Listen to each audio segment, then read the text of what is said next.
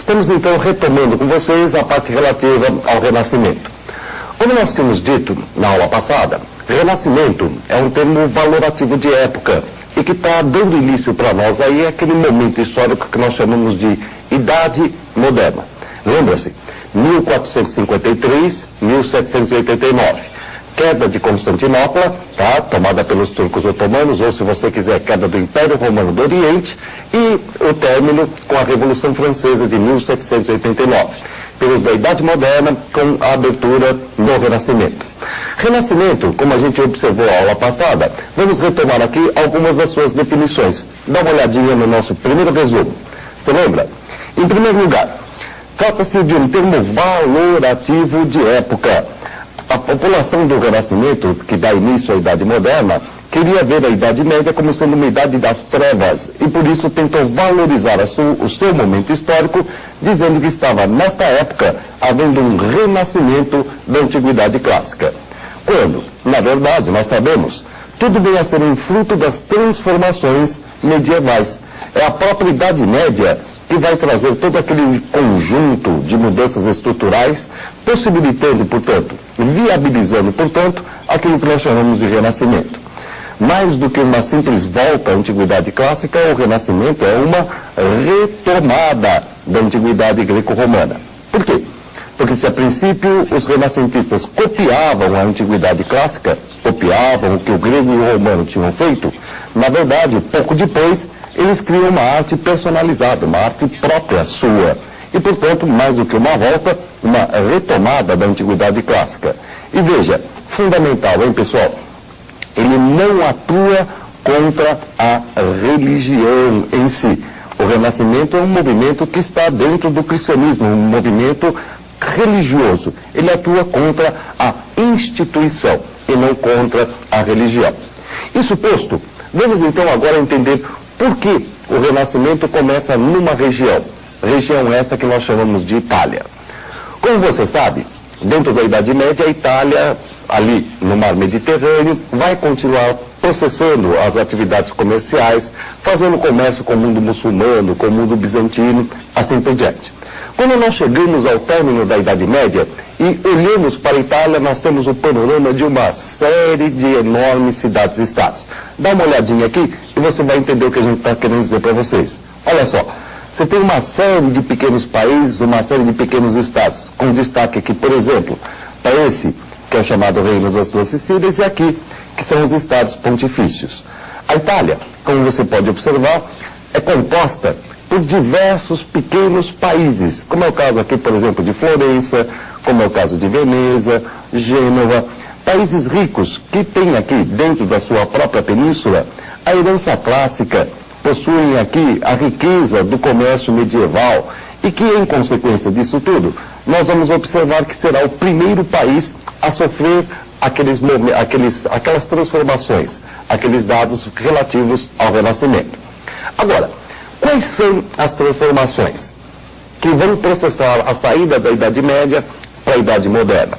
Por que nós, inclusive hoje ainda, já que nós temos crítica, estamos vendo que Renascimento é um termo valorativo, nós aceitamos essa mutação, nós aceitamos essa viragem de período, se a gente percebeu que, na verdade, há uma continuidade e não uma ruptura.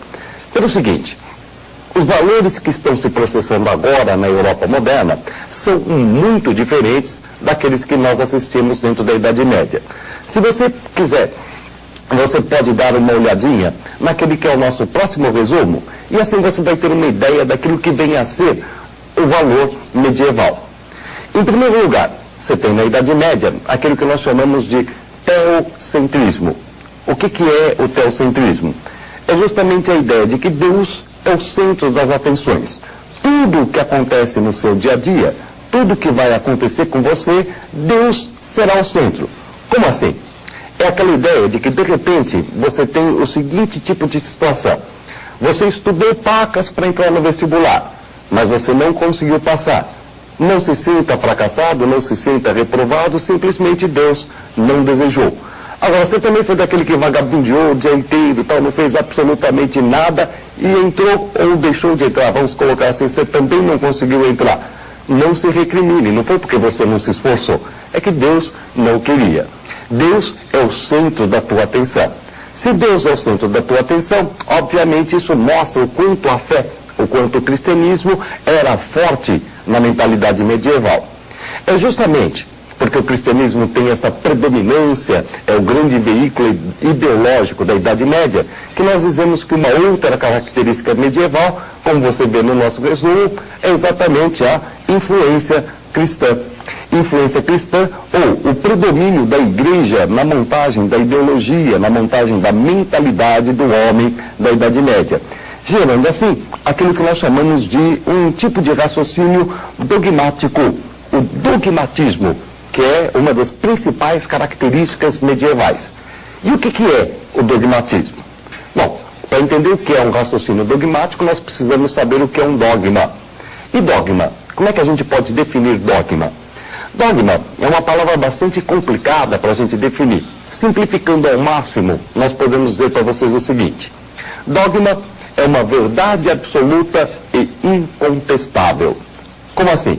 É mais ou menos o seguinte: você está olhando para a tela e está vendo que a minha mão é branca. Eu olho para vocês e digo assim: olha, gente, a mão que o Rui tem na sua mão é preta. E digo, isto é dogma. Você pode morrer de rir, tá? E desligar a televisão e ponto final. Agora, se você acredita, você diz sim, você está vendo que é branca, mas você diz é preta. Resultado: dogma é uma verdade absoluta que você não contesta. Exemplos de dogmas cristãos: por exemplo, Santíssima Trindade. Você tem Pai, Filho, Espírito Santo, que são três coisas distintas, mas que formam uma coisa só. Ótimo. Como é que você vai entender dogma em termos de mentalidade? Dogmatismo. Dogmatismo, em termos de mentalidade, representa aquele indivíduo que conhece a verdade. Você conhece cara mais chato do que aquele que sabe qual é a verdade, aquilo que é certo, aquilo que é errado? Pois é aquele cara que limita a sua própria humanidade. Ele tira de si mesmo o direito que ele tem de errar. Ele acha que ele sabe qual é o caminho certo e, portanto, ele se coloca naquela posição superior de julgar as outras pessoas, de achar que ele está certo, o fulano está errado e assim por diante.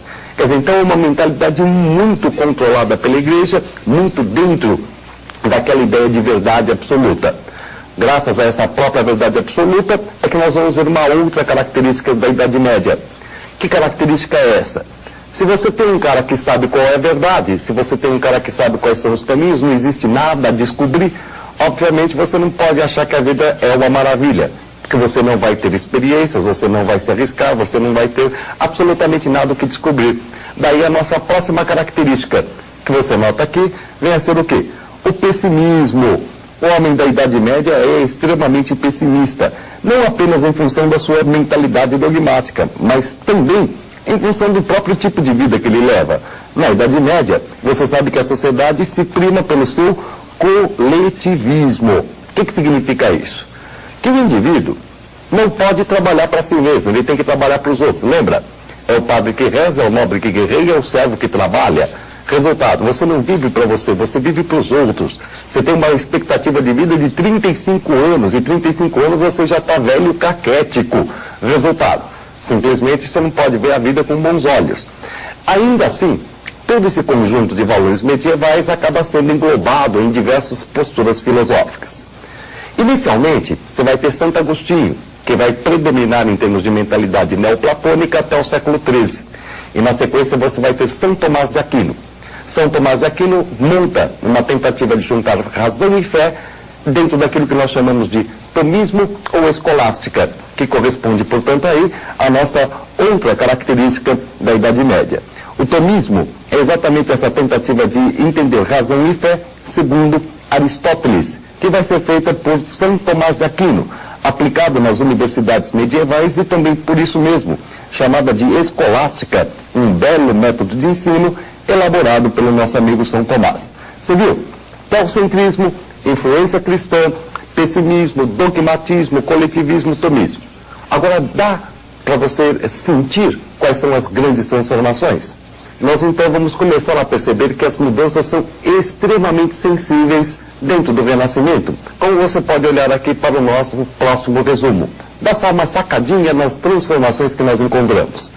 Em primeiro lugar, se contrapondo ao aristotelismo do São Tomás de Aquino, nós vamos encontrar os humanistas, os intelectuais do Renascimento, retomando Platão. É o neoplatonismo que vai ser exatamente a grande corrente filosófica desse momento histórico chamado Renascimento. No lugar do teocentrismo que nós víamos na Idade Média, o homem, antropocentro, ou seja, o homem passa a ser o centro das suas atenções. Ele é a medida de todas as coisas. Exatamente o que se dizia, o que se pensava na Grécia Antiga, na Roma Antiga, marcando para nós a grande influência clássica desse momento histórico. Um enorme espírito crítico, um racionalismo exacerbado. E tudo isso, claro, gerando também um grande otimismo. Esse otimismo que mostra para você que se você é dono do seu destino, ou seja, se você pode alterar o seu dia a dia, se você pode melhorar o seu dia a dia, logicamente você tem maiores expectativas de vida, você tem melhores expectativas, você tem mais chances de melhorar no seu dia a dia. E um outro elemento que também favorece isso é o individualismo, que a sociedade capitalista está começando a marcar no final da sociedade medieval. Você já não trabalha mais para os outros grupos sociais, você trabalha mais para si mesmo. Isso é visível na arte, isso é visível, por exemplo, na construção das catedrais da Idade Média, em que você nota a igreja românica, como por exemplo, Pisa, na Itália, pesada, fechada, você entra, a impressão que você tem é que você está sustentando o teto, ela é escura, densa, dá a impressão assim de que realmente o mundo pesa sobre as suas costas. E as catedrais góticas, em que você nota aquele arco ogival, uma enorme luminosidade interna, um otimismo que fica patente, por exemplo, nessa mudança da arquitetura que vem, inclusive, da própria Idade Média, sem a gente mencionar exemplos, por exemplo, do mesmo Renascimento.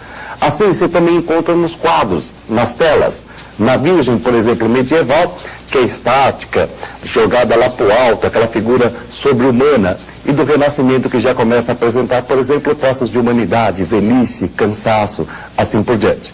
Essa visão mais humanística é também uma das principais responsáveis pelos ataques e críticas que serão feitos contra a Igreja, agora aglomerados num outro movimento que na próxima aula a gente começa a analisar com vocês, as reformas.